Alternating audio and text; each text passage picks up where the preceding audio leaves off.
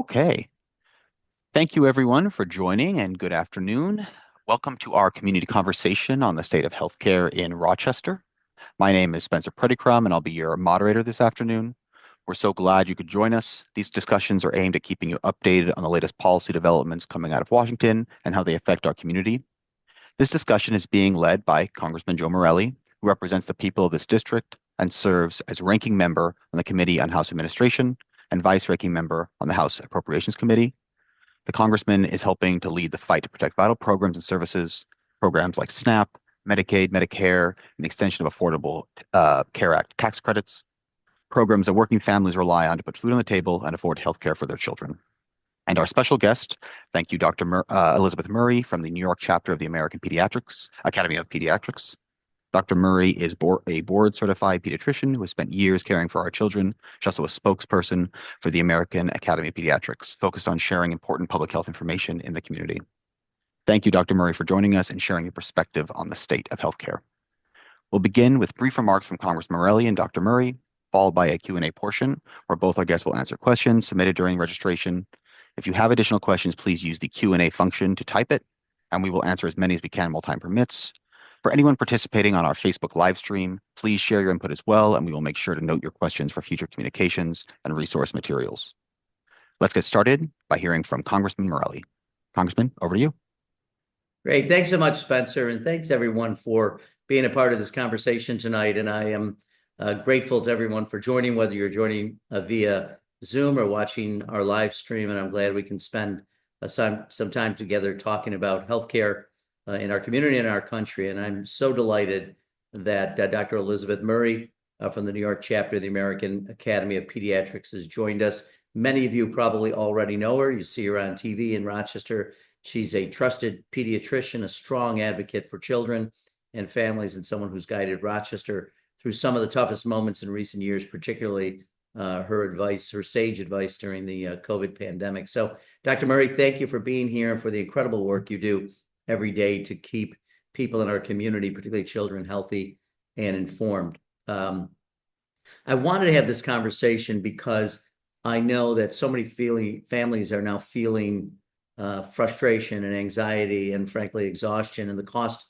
of everything has gone up in terms of groceries and housing and childcare, and healthcare is certainly no exception. At the end of the day, this is all about families, and I often talk with my staff about reminding ourselves that it is individuals, families who we care for, and that our job is to serve and preserve and protect and defend, and with families comes children. And so any of us who are parents, grandparents, aunts, uncles, care deeply about children. And that's why I asked Dr. Murray, a pediatrician, to be here, because what's at stake isn't abstract. It may sound like it in the news, but this is about whether parents can take their children and their kids to the doctor, whether seniors can afford prescriptions, and whether working families can get the care they need. So I just want to start with a couple of comments about some of what's going on in Washington and what we're fighting for. Right now, very much in question is the Affordable Care Act's enhanced premium tax credits. These credits are why millions of working Americans who go to work every day and are working hard, and including thousands here in the Rochester area, can afford health coverage. Their employers don't provide it, so they have to go and buy it, and it is extremely costly. And both in the lead up to the Affordable Care Act and during COVID, when we enhanced those subsidies, we made it much easier for people to afford healthcare coverage. In fact, last week I met two mothers, Isabel and Eva, who told me how these credits literally changed their lives. They could afford checkups for their kids, keep up with preventive and wellness care, avoid crushing medical debt when they have emergencies. Another woman stopped me at the dry cleaners just a couple of weeks ago to say her premiums are going up by thousands of dollars next year, and she may be forced to drop her health insurance altogether. That's not just a number on a page. It's not a statistic. It's the difference for this individual and her family from getting care from a doctor, or alternatively landing in the emergency room at a local hospital, which is clearly not the optimal way that people want to get healthcare. So, and it's important to know whether you have health insurance coverage or not has nothing to do with whether or not you're healthy and whether you need care. And because you lose health insurance doesn't mean that suddenly you're healthy and won't need to have services. And so, and it starts small, it could be a cold, it could be some small infection, but those small problems turn into large ones, which is why when it all boils down, if you really want to put this into context, why I asked Dr. Murray to join me tonight to talk about why primary care and preventive care are so important, what it means to children. When families can't afford coverage, kids miss checkups, skip vaccinations, and lose touch with their doctors, which not only affects their physical health, could affect their mental and emotional health as well. And when a child gets sick, and frankly, every child does, it will now mean more trips to the emergency room instead of a simple visit to the pediatrician. And typically, when you get to an emergency room, whatever it is that ails you is probably more acute than it would have been had you been able to go to a doctor. And that's not how a fair system should work. These are hardworking people doing everything right, and they shouldn't be punished for it. So, and I also want to get into a little bit with Dr. Murray, if I can, new guidance on vaccinations, which is one of the things that she is expert in, and she's talking about the outbreak of measles and what that means and how the federal government is now providing guidance and what people should know about it, particularly parents when it comes to dealing with their children. And I think we both know healthcare, proper healthcare isn't just about treating illness, it's also about preventing it. And it's about mental health and nutrition and all the things that help children grow up healthy and strong. So there's been a lot of confusion. I hope we get a chance to dig into that a little bit, which is why voices like Dr. Murray's matter so much. You know, doctors care about your family's well-being. So I really wanted to hope, gather together in the hope that this conversation helps address some of what you're seeing and feeling, because real progress doesn't start here in Washington. It starts in Rochester and in communities all around this country with honest conversation. So again, thank you for being here, for caring about your neighbors, for standing up for a healthier community. And Dr. Murray, thank you again. And I'm happy to turn it over to you if you have some opening remarks you'd like to make. And I'm grateful again for your participation.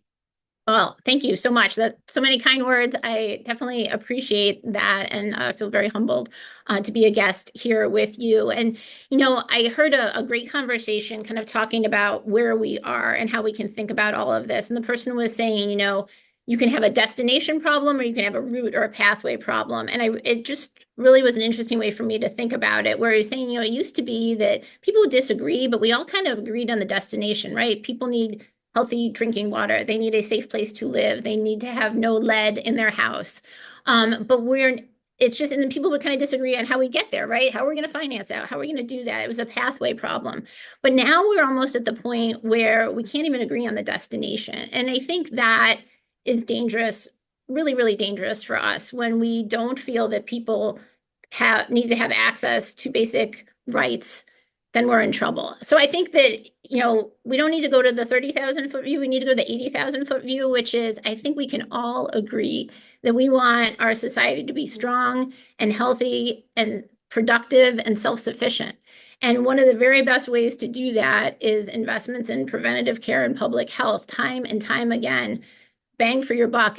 We have shown that investments in preventative care and public health have a phenomenal return on investment financially, but then from the health of the whole population. You're exactly right that care in the emergency department is is great and life-saving, but it's usually much more dramatic than it needs to be because the problems have festered for a period of time, or just the simple nature of being in the emergency department, it's more expensive. So, when we have a family who the mom or the caregiver cannot miss another day of work, they're bringing their child to the emergency department at night with the hopes that maybe there's something they can find, something we can treat so that they can go to work the next day, so the child will feel better, so they can go to school, since we don't have enough time for that person to be able to be home with their sick child.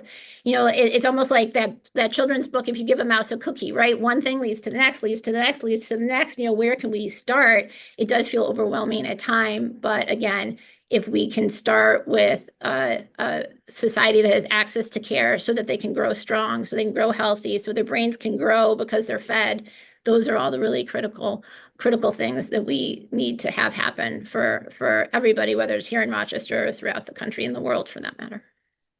It's interesting. I think we all know this and we say it, but sometimes it bears really thinking about it, that when you have children or grandchildren who are sick, nothing else seems to matter. And I've told people my personal story for years now. I lost my daughter to breast cancer about 8 years ago. And boy, going through that and then the aftermath of it, it is the anguish and the pain you feel. And it didn't turn out well for us and my family. But for anyone who has sick children, I mean, almost nothing else matters in the world. And the question of whether we'd subject people to optimal care in America when we have the wealth that we have. And to your point, the acuity just grows. So I thought maybe you could just take a minute, as a practicing pediatrician, you see children literally from infancy until probably 18 years old. Is that around the time people switch off?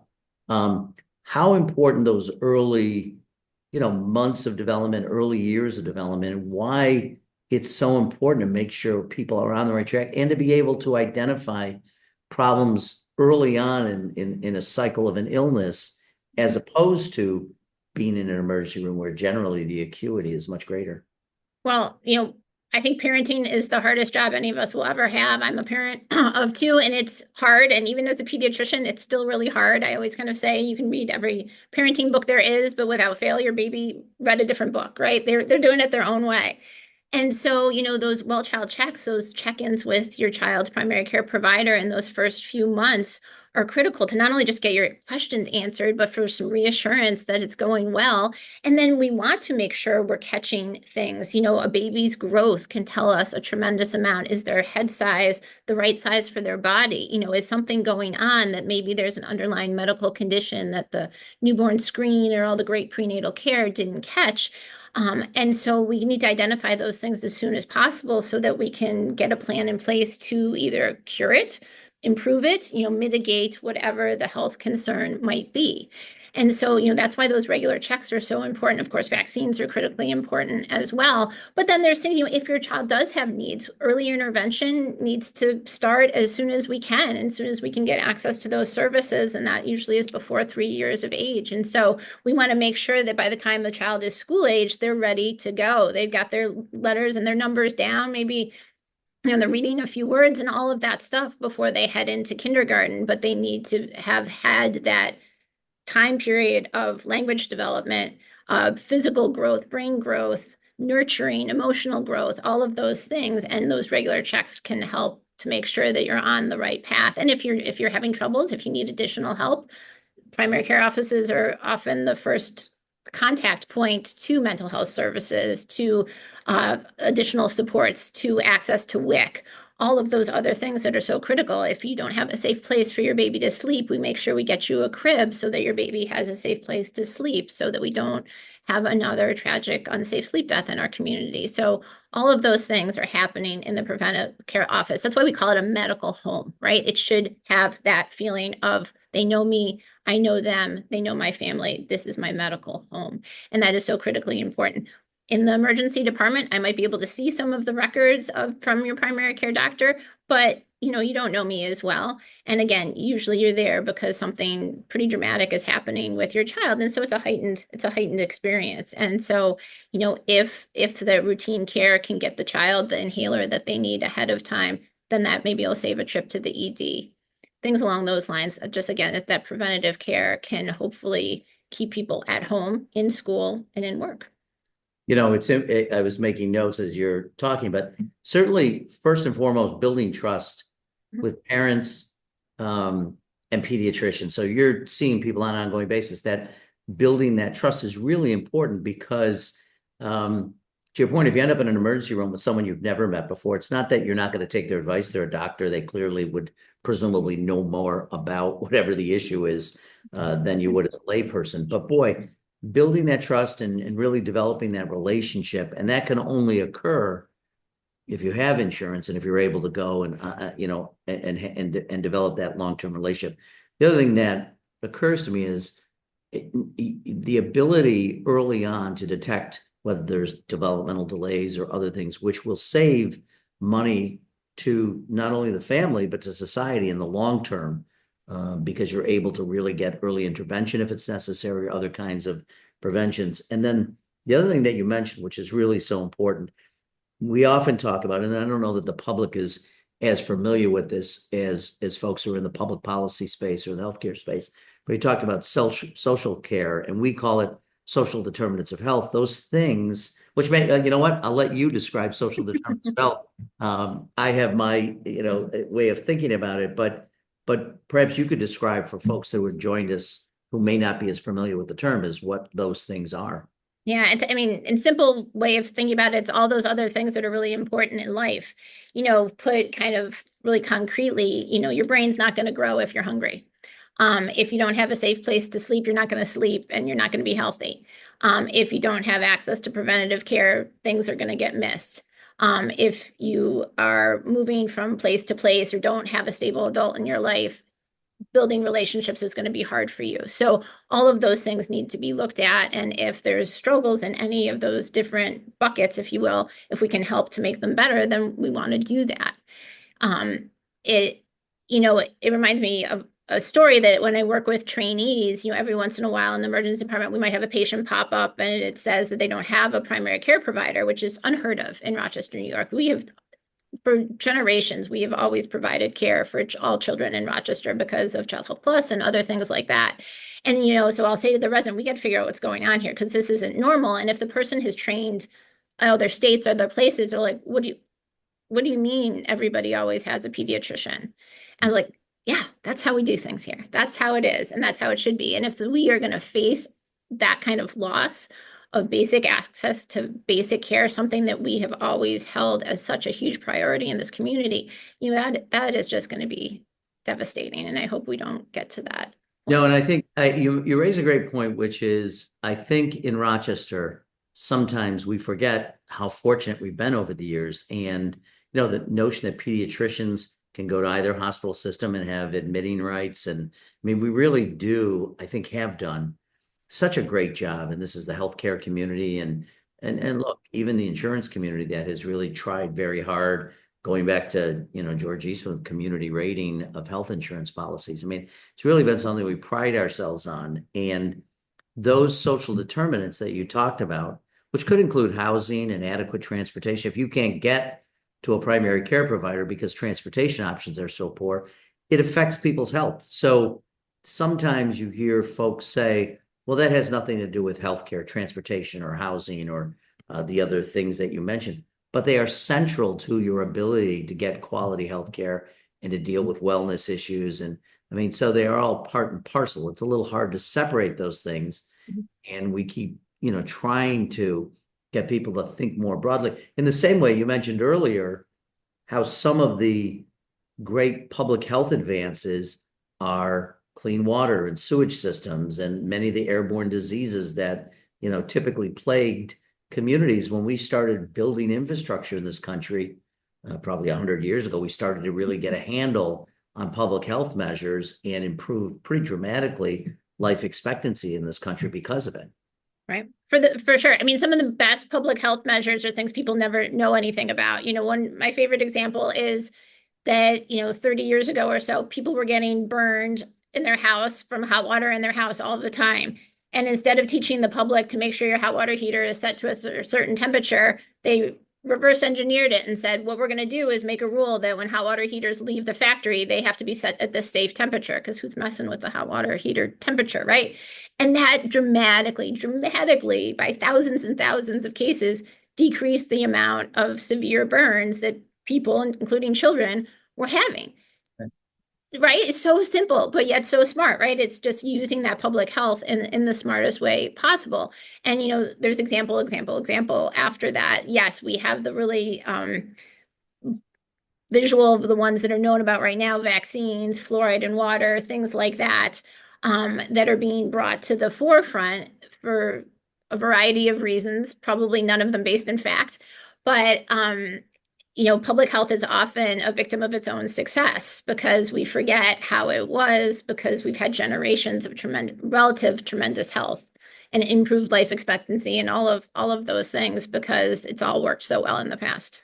It's such a great point. I think it is easy for a generation to forget what the generation before it went through. And even when you learn about and you read about, for instance, the outbreak of polio, and what that did to tens of thousands of Americans, and then, Dr. Salk and the distribution of the polio vaccine. But I remember as a kid growing up in Irondequoit, family across the street, father had polio as a young man, and he struggled. He had a beautiful family and kids that we played with, but it was a struggle. And he had literally was on the cusp of when the vaccine was being distributed. And now, for the most part, until people stop taking the vaccine, I mean, you think about, we've forgotten what it was like when kids were in iron lungs, and even the president of the United States encountered it. And, we lived through a whole generation of people who don't even know what polio is. I guess, but that's one good news, I guess, that we don't, deal with it. The bad news is people have forgotten the lessons that we learned as a result of those public health investments.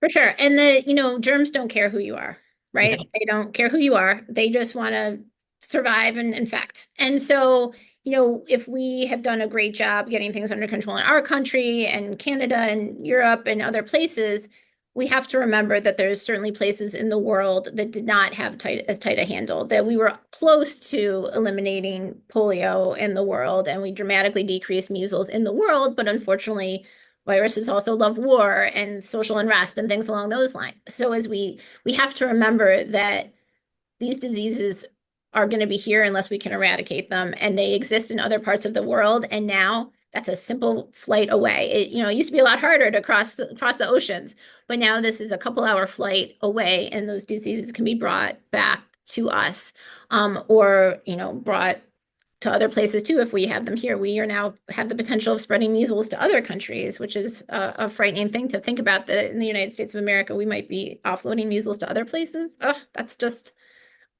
it's heartbreaking. But the things are always there. And I think if we were able to talk to people who are living in countries where they do not have the access to vaccination, to see what they are experiencing, to understand that we still have hundreds of thousands of children dying from rotavirus and other parts of the world every year, despite the fact that we've almost eliminated it in the United States because of a vaccine, that is just kind of mind-blowing, that we could have such differences in experiences just by the sheer luck of where you're born.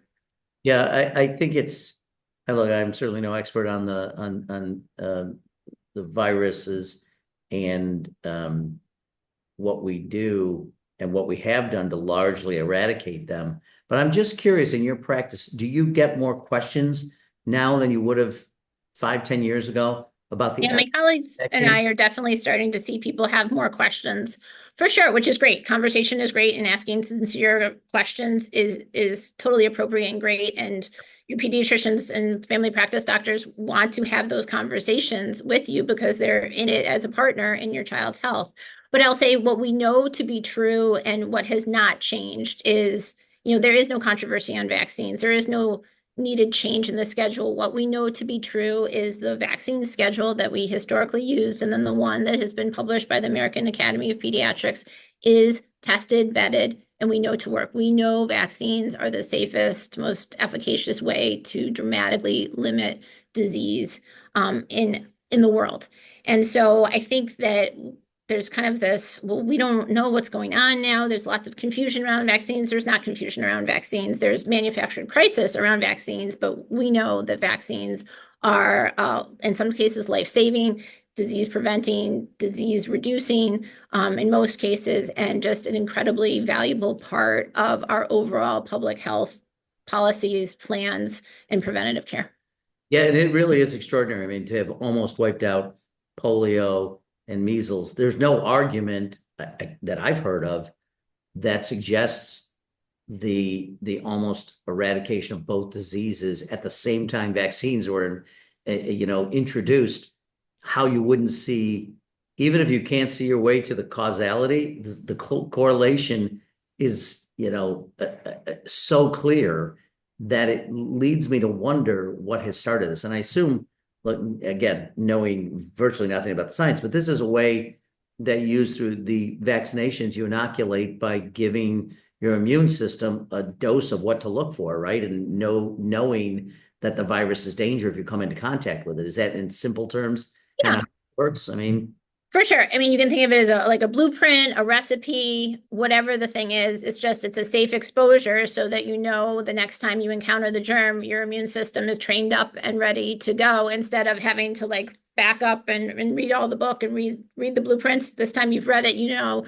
you're ready to get going if you face it again. and what's really interesting, this is a historic note when we were doing vaccinations for COVID for the military, and people would say this is awful. We're forcing people to take a vaccination, and it's interesting. General Washington in the Revolutionary War would scrape. This is, I know, a little for just a warning for anybody who's paying A little attention. gross. The smallpox story is a little It's a gross. little gross, right? But basically taking the smallpox, the pus, and exposing soldiers to it, knowing even 250 years ago that there was potency and efficacy of exposing people to it to give them essentially an immune response that would keep them healthier. I mean, that's true, isn't it? I'm not making that story No, up. you're exactly right. But the good news, or the even better news, is now we are at a point where we can use just a tiny little bit of antigen of the thing that your body reacts to, a very, very small amount, far less than what any toddler gets on their hands throughout the day by just being a toddler, and then use that very small purified amount of antigen to build that immune response. So they can streamline it and target it so that vaccines themselves cause less reactions, less sore arms, less fevers than in the past. There's always going to be a little bit of your immune system working, but if you think of some of the older vaccines or what they were called whole cell vaccines, they were much more likely to make the person feel really, really terrible for a few days. And so we've moved beyond that so that they're more streamlined, more efficient, and that is certainly a great way to be. Tell, You know, tell I me, think yeah. I'm going to just say, we talked about parenting is the hardest job. And I think that fear is a powerful motivator of action, right? And so whether it is sowing doubt in science, sowing doubt in other people in your community, whatever it is, once that fear is invoked, it's really hard to come back from that. And so, having trusted resources on any topic, whether it be healthcare, whether it be law, whatever it may be, is so critically important because it's so easy to get yourself in an echo chamber of playing on fears, because the parent, we want to do it, but what's right. Everybody is making the very best decision for their children. They are entering into whatever their decision be from a place of love and wanting to do the best thing. And I firmly believe that. And I think all doctors firmly believe that. But once that seed of doubt is placed, it's really hard to come back from that. And so having those trusted resources, whether it be your family doctor, whether it be good news source, whether it be other vetted websites, it's just so critically important that we have accurate information out there for people.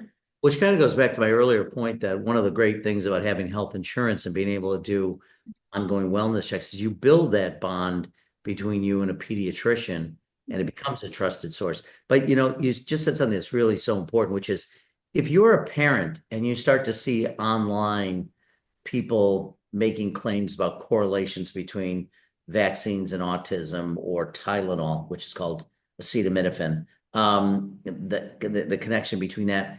I mean, no one is ever going to expose their children to a dangerous situation. So now you're captured by fear. It's exactly what you said. And if you're caught in this place where you are suddenly concerned that doing something is going to expose your child to autism or to developmental delays and I assume there are some bad reactions to anything, right? In a million people, if you give 1 million people vaccines, there is some percentage that will have a reaction because everyone is different in how they so.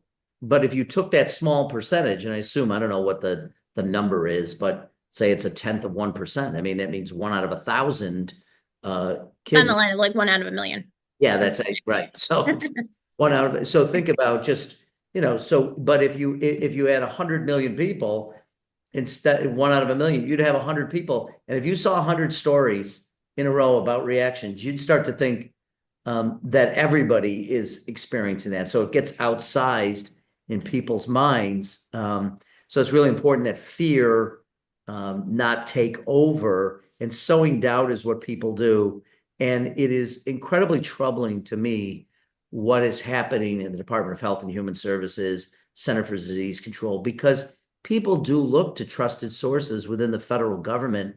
And this is the first time, at least in my experience or my memory, that I feel like the advice coming and the recommendations coming out of the federal government are dangerous and are not supported, as you said, by science at all. And I don't know if you feel comfortable commenting on it, but I know you have opinions on the subject. Yeah, remember when we take things like the Vaccine Advisory Committee, they were always supported by work groups that were made up of members of the American Academy of Pediatrics, American Medical Association, Family Practice Association, the obstetrician and gynecologists, and a variety of infectious disease societies, so that they could all come together to look at the data and share that information. And those branches, those connections have all been stopped. So, that is concerning, where we don't have the people who've always been the content experts, who've had open discussions, very transparent open discussions. They've always been open and transparent. And to have that all come to a crashing halt is concerning. But like I said, the facts are still there. The information is still there. The American Academy of Pediatrics, the American College of Obstetrician and Gynecologists, everybody is still aware of and sharing the facts of the situation, and those continue to be, in my opinion, trusted resources there. If you look at some of the game playing and manipulation that's out there, I was just made aware yesterday about a study that's been put out that's claiming to be the penultimate study associating vaccines with autism. It's a very poorly done study. It's not peer reviewed. It's looks at studies that are not high quality. But what some people did to kind of, again, give it legs is they told a bunch of the AI generators, here's the best study on vaccines. So now the concern is, if you go to ChatGPT or Grok or any of those things and say, do vaccines cause autism? The response you might get is yes, because bad information has been put in. So, right. So it's really hard to figure this out sometimes, if we don't have control of the AI network and you have some people who are trying to sow doubt or trying to sell falsities, that can be incredibly challenging. So having those relationships with a medical provider that knows you best, knows your family best, knows your preferences, is incredibly important. There are many right ways to do things. It's not this way or the highway, right? There are many great ways to have a healthy, happy, well-adjusted childhood. And that can look different for different people. But there's some things that we know that are just dangerous. Kids need to be in car seats when they're little. Otherwise, it's dangerous to them. The population needs some vaccines to keep these horrible diseases at bay. We need no lead in our houses, in our water, so that kids' brains can grow healthy. Some of these things are just going to be undisputed facts that we need to keep reminding people. Well, you make a really great point, which is, we often say in the world, bad data in is bad data out. Yeah. And AI models, when people hear the phrase, one of the interesting things about artificial intelligence, there could be magic in this. It's going to be able to do amazing things that even in the medical field around diagnoses and scans and looking at them, and certain things humans can't do as well as AI, but you wouldn't want AI making a diagnosis without a human doctor so there are limits to it. But the interesting thing is that people should remember is AI is being trained on data sets and, large amounts of data, and hopefully the amount of data in the world being trained on these models will continue to argue for safe practices, but it's not a guarantee.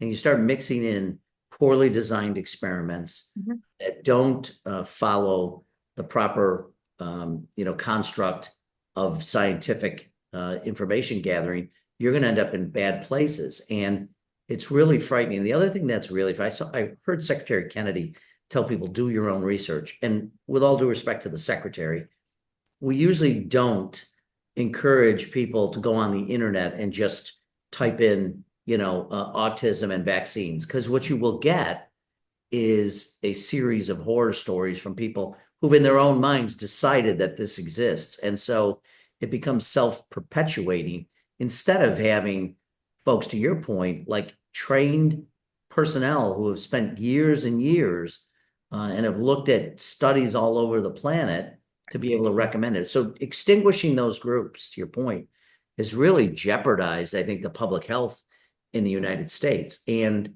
maybe if you can, and I apologize, I want to be sensitive to your time, but measles is a pretty good example of what's going on in the country now. Can you speak to that at all in terms of, I don't know if you've seen latest numbers, but the outbreak is really frightening and Very much so. has already led to the death of at least, I think, 2 children that I'm aware, but the number may be going up. And this is something that is not to be taken lightly, in my view. I agree. And my understanding is that they just announced a second case in downstate New York. So I believe in Rockland County. So concerning. So the United States is very close to losing our measles elimination status. And we probably will, but by the end of the year, because you have to go many, many, many days, like weeks and weeks without a new case. And I don't think at this point, considering they're still having new cases in the outbreak that's kind of happening in the Southwest, I think we will lose our status, which is just mind-boggling. And the trick about, yeah, I mean, measles is especially tricky because it's so easy to catch, and we don't vaccinate children until they're a year of age. So you could have a child who is fully appropriately vaccinated, but they're just not yet covered for measles, mumps, rubella, and chickenpox, just purely based on age. And again, the schedule is designed in a way to be kind of most efficacious, that when is your body best ready to interpret and use the information in the different types of vaccines, and considering also when are you most likely to be exposed. So if we do have an outbreak situation, younger children can receive the vaccine a bit earlier if need be, but just because a person is vaccinated doesn't mean your community is protected, because there are people out there that are too young to be vaccinated, who are being treated for cancer, and their vaccines that they may have had have been wiped out now, who have other health conditions that they cannot be vaccinated. They may take medications that will decrease the efficacy of vaccines as well, to put them at greater risk. So Yeah. measles is a tricky one because it'll hang around in a room too. So, if somebody walked into a urgent care center and was found to have measles, that germ is going to hang in the waiting room for a couple of hours, potentially after they were gone. So, you might not figure out that the person has measles for a period of time. So you can just see how, if the population has a low vaccination rate, that could just really take off. And You know, unfortunately, we've seen it.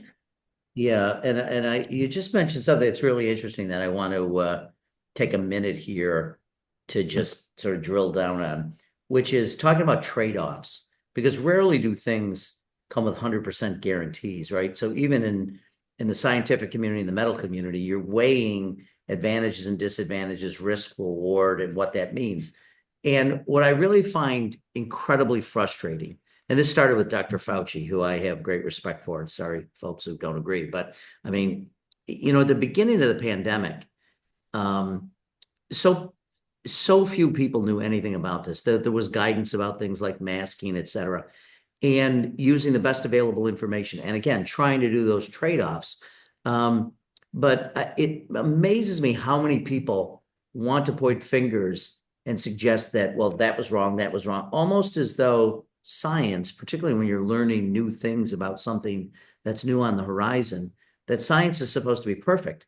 I mean, science, even the scientific method, as I recall from my days in East Irondequoit schools, is largely at times eliminating things and learning more and discarding ideas that you may have thought to be true and hypotheses that you thought to be true.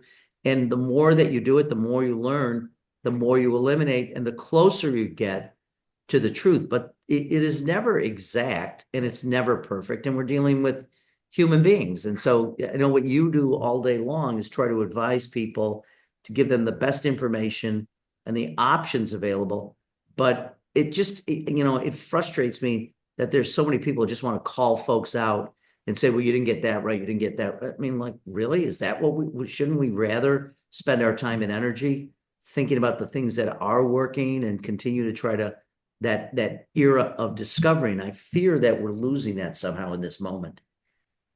Yeah, I agree. And I think that, on one hand, you could see how it happens, right? Because in the year 2020, or when the pandemic started, think of all the amazing things we can do in the world, that it is almost mind-boggling that there would be something out there that we don't understand. But yet that's what we were faced with, something that we don't understand, and how that hasn't happened in any of our lifetimes for sure. And that on such a huge world scale. So it is mind-boggling. But then, I think one thing that we learned, or certainly a message I've taken away from it, is that, when we talk about something being safe in the medical world, that kind of means something different than it does to everybody else. When we say something is safe, we mean that, like, that risk benefit analysis that you were talking about, that goes to the side of being more beneficial. But I think for many people, saying something is safe was interpreted as guaranteed 100% safe, does not ever cause any problems. And so, I've really tried to change my language to say, we know vaccines are the safest way to prevent these diseases, because you're right, you could have an allergic reaction. You might get a lot of pain and swelling in your arm. You could have a fever that causes this child to miss a day of school. Those things can happen with the natural process of vaccine. Not even saying that something went wrong with the vaccine, it's just kind of the natural process of it. But that doesn't mean it's not safe when you look at the whole scheme of things. And so I think that lesson learned from my standpoint of, we have to be very careful of doctors and medical providers kind of talk differently than the rest of the world. And we need to make sure that we are communicating clearly in a way that people understand, and that the safest things are not necessarily always perfect, Yeah, but no, they're pretty darn great, especially when you consider the option of having the disease. yeah, and it's a really, really great point. I think we think about it too when we're communicating from a public policy point of view, and I think it's sort of interesting. On the one hand, to your point, you don't want to suggest something is safe where people think, well, there's no risk, because there's always some risk, right? There's always this trade-off. By the same token, you don't want to spend your whole day making a recommendation and listing all the possible negative impacts that could occur. Feels like those TV commercials when they say taking this drug could lead to, and then they list 35 things that could happen. Now, they may be really infinitesimally small in terms of the odds, but you get done and you go like, okay, I don't know whether I would take that or not. And so you want, on the one hand, be able to say, look, my recommendation is this, and we think, and it's safe, but to balance it a little bit, but not get to the point where you're talking about every negative impact that could happen, no matter how small, to the point where the person on the other end thinks to themselves, I don't know what this means now, right? So it's somehow trying to balance that. And I think it's a really great point. I think probably not only for healthcare practitioners, but also for people in government who are trying to give the best advice and still recognize, look, nothing in the world is as risk-free, I think. I mean, everything in bodies walking across the street involves some risk. So you take that into consideration. You try to mitigate as much as you can, and you try to understand the risk, but it is always there, particularly when we're dealing with human beings. Of the 6 billion people on the planet, no two are alike. No will respond in the same exact way. And so, we're not going to get guaranteed answers on any of this, but we do know a lot. I would say this, maybe you closing. I'm fascinated by the new guidance on nutritional guidelines that apparently Secretary Kennedy feels like his personal, whatever he follows in terms of his diet, should become now the national diet. Do you want to just clarify that eating steak and butter for most children maybe not be the best diet? I'm worried that people are out there with thinking or taking that as gospel. Right. So we all have different phases of life, right? And the different phases of life, we need different things. Like, we would not be surviving well on breast milk as adults, but that's what a baby can thrive on, formula or breast milk, right? Because their nutritional needs are different at a different time. And so, growing bodies, athletes need a variety of different ways of getting calories into their body, and that usually comes from a balanced diet of a variety of different foods. And you're not going to get it right every single day. Kids should not be counting calories every single day, but over the course of the week, we hope that you have fruits and vegetables and fiber and protein, and that can come from a variety of different ways. There are adults who choose to participate in like a keto diet or other things, but that usually goes along with some monitoring from a physician to make sure your cholesterol and lipid profiles and blood pressure do not go too high or change too dramatically. Again, if you're going to change your diet in a significant way, or if you're going to try to go down a path of trying to lose weight, again, doing that in conjunction with a trained professional, healthcare provider, dietitian, something along those lines is critically important because it's easy to make some mistakes. But I think at the end of the day, healthy food that unfortunately sounds like soon is going to, more people will have limited access to fresh vegetables, fresh fruit, all sorts of different produce. Again, a variety of different items for kids, especially, is going to be the most important thing. I love a French fry. Everybody who knows me, French fries, hands down, are my favorite food, but I'm not eating them every day. Well, just like I'm not eating pasta every day. Well, sort of not eating pasta as much as I'd like to anyway. But hey, look, I can't tell you how much I appreciate your time, how much I appreciate your leadership and the great work you do in this community. I'm grateful for your participation with the American Academy of Pediatrics. I hope you'll come back and talk with me again soon. And I want to thank all of our people who were watching and who gave great questions, many of which I incorporated in our conversation. But really grateful to you for being here and for your leadership and your friendship. And want to thank everybody else who's joined us for being a part of this conversation and really caring deeply about what's going on in our country and our community. So with that, Spencer, I'm going to turn it back to you, my friend. Thank you. Well, you covered most of it, so mostly just a thank you again to everybody who listened. A thank you to you, Dr. Murray, to you, Congressman, and please follow us on our social platforms to stay up to date with the Congressman's policies, activities, what's being done for the community. Of course, please stay connected with Dr. Murray as she communicates in the community as well. And we appreciate your time and your engagement and your belief in a government that works for everyone, not just the wealthy and well-connected. Have a great evening, and thank you all for being a part of this.